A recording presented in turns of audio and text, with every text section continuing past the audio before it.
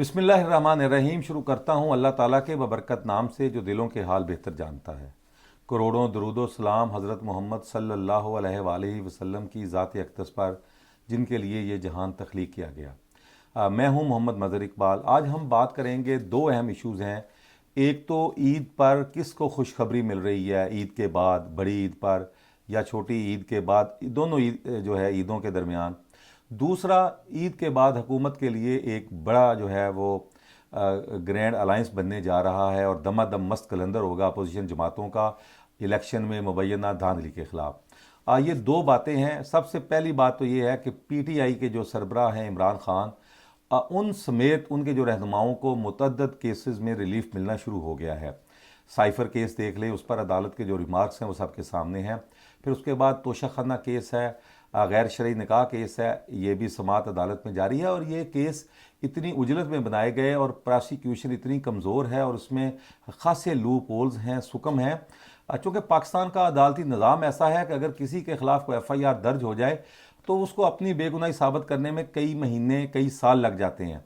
लेकिन तहरीक इंसाफ को तो चलें कुछ हफ्तों के बाद ही रिलीफ मिलना शुरू हो गया है, क्योंकि उन केसेस में कुछ नहीं है। माहिरीन कानून ये कहते हैं कि वो केसेस जल्दी में बनाए गए, उजलत में बनाए गए, और उनका मकसद सिर्फ इमरान खान को इलेक्शन से बाहर रखना था ताकि उनकी जमात इलेक्शन ना जीत सके।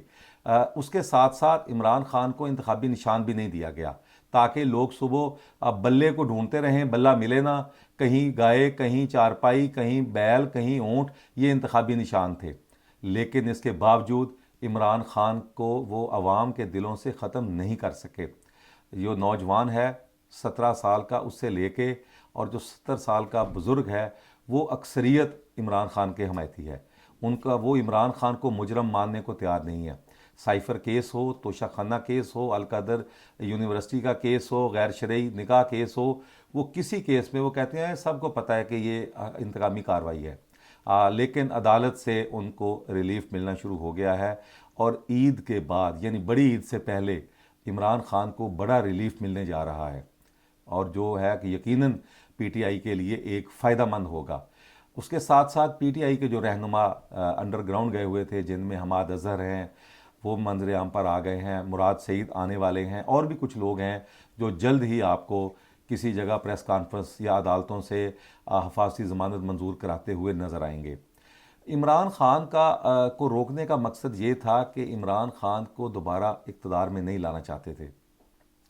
जिस मकसद के लिए उन्होंने पंजाब में मोहसिन नकवी को वज़ीर आला बनाया और उन्होंने पंजाब में पीटीआई को बिल्कुल क्रश करने की कोशिश की।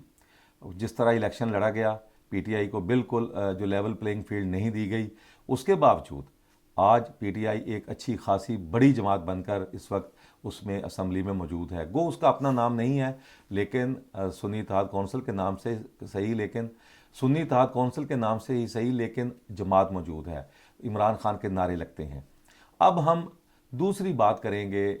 जो ईद के बाद एक ग्रैंड डेमोक्रेट अलायंस बनने जा रहा है अपोजिशन रहनुमाओं का, महमूद खान अशकज़ई की सरबराही में, जिसमें पीटीआई, जमात इस्लामी, अख्तर मैंगल, फहमीदा मिर्ज़ा, पीर साहब पगाड़ा और इसके अलावा जमीयत उलमा इस्लाम के फजल रहमान, इसके अलावा हम ख्याल जो भी छोटी मोटी जमातें हैं जो धांधली पर अपने तहफ़्फ़ुज़ात रखती हैं पंजाब समेत तमाम सूबों में, उनका एक इत्तेहाद बनने जा रहा है जो हुकूमत के ख़िलाफ़ दमादम मस्त कलंदर का ऐलान करेगा। जलसे होंगे, जुलूस होंगे, सड़कों पर अपोजिशन आएगी। लेकिन सवाल ये है कि बाकी सूबों में तो जो है वो इत्तेहाद और एहतजाज हो सकता है, लेकिन पंजाब पहले भी यहाँ पर जो है वो एहतजाज कामयाब नहीं हुआ और ना ही होने दिया गया। क्या अब मोहसिन नकवी दोबारा पीटीआई और अपोजिशन को पंजाब में एहतजाज करने देंगे? इस वक्त वो वफाकी वज़ीर दाखिला हैं और बल्कि चारों सूबों में उनकी हिकमत अमली क्या होती है, अपोजिशन की हिकमत अमली क्या है, ये तो ईद के बाद पता चलेगा कि वो कैसे इसको अपना मंतकी अंजाम तक पहुंचाते हैं। अगर सारे लोग, मौलाना फजल रहमान जिनका KPK बलूचिस्तान में असर रसूख है और अंदरून सिंध भी बाज़ इलाके फजल रहमान के जो है वो ज़ेर कंट्रोल कह लें या उनके हमायती वहाँ पर मौजूद हैं। पीटीआई उसकी खैबर पख्तूनख्वा में हुकूमत है। अली अमीन गंडापुर ख़ुद जो है वो धांधली के ख़िलाफ़ मुतअद्दिद एहतजाज कर चुके हैं। फिर इसके अलावा पंजाब में पीटीआई भी मौजूद है, کے پی کے میں بھی پی ٹی آئی موجود ہے، پھر اس کے بعد سندھ میں بھی پی ٹی آئی موجود ہے، اب بلوچستان میں محمود خان اچکزئی ایک پشتون بیلٹ کے رہنما ہیں، اختر مینگل ہیں، پھر دوسرے، تو تقریباً اب پنجاب جو ہے اس کو مرکز بنایا جائے گا، چونکہ ہر جو پنجاب سے تحریک اٹھی ہے وہ کامیاب ہوئی ہے، اور پنجاب کو تمام جماعتیں مولانا فضل الرحمان سمیت محمود اچکزئی ان سے بات کریں گے، مولانا فضل الرحمان کو اپنے ساتھ ملانے کے لیے راضی کریں گے۔ پی ٹی آئی کے رہنما نے گرینڈ الائنس بنانے کی جو تجویز ہے اس کی منظوری بانی پی ٹی آئی دے چکے ہیں، اور اب عید کے بعد یہ جو ایک تحریک چلنے جا رہی ہے، اگر یہ اس پہ کامیاب ہو جاتی ہیں تو پھر حکومت کو کہیں رہنے کی جگہ نہیں ملے گی، کیونکہ الیکشن کمیشن کا یہ حال ہے کہ گجرانوالہ سے ایک نون لیگ کے ہارے ہوئے امیدوار کو 7,000 کی گنتی سے کامیاب کروا دیا گیا، جس کا اب ہائی کورٹ نے قومی اسمبلی کا جو وہ نوٹیفیکیشن تھا اس کو معطل کر کے وہ جو اب مزید جو ہے وہ تاریخ جو ہے اس پر ریکارڈ طلب کر لیا ہے۔ الیکشن کمیشن اپنا کام کر کے اس وقت چیف الیکشن کمشنر نئی تقرری کے منتظر ہیں، اور وہ بیرون ملک کو اچھی تقرری چاہتے ہیں، تو اب دیکھنا یہ ہے کہ حکومت ان کی اس کارگزاری کا ان کو کیا ریوارڈ دیتی ہے، تو یہ عید کے بعد پتہ چلے گا۔